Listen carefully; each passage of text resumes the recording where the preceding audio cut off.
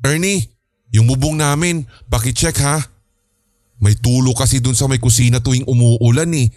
Lumalakas na eh.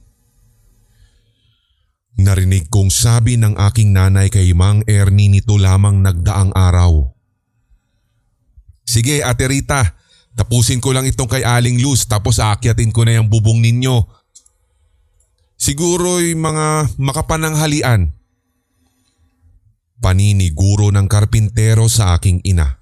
Subalit dumaan ang maghapon ay hindi natapos ni Mang Ernie ang pag-repair sa bubong ng aming kapitbahay sapagkat mas malaki pa pala kesa sa inaasahan ang sira nun.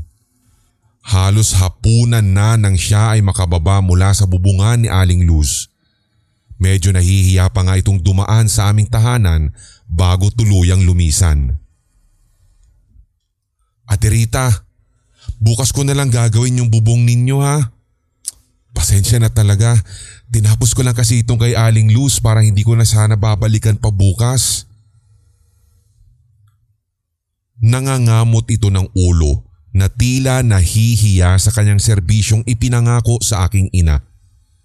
Naku, okay lang. Basta agahan mo na lang bukas. Ang inaalala ko lang naman kasi baka umulan. Madaming mababasa dito sa loob ng kusina na.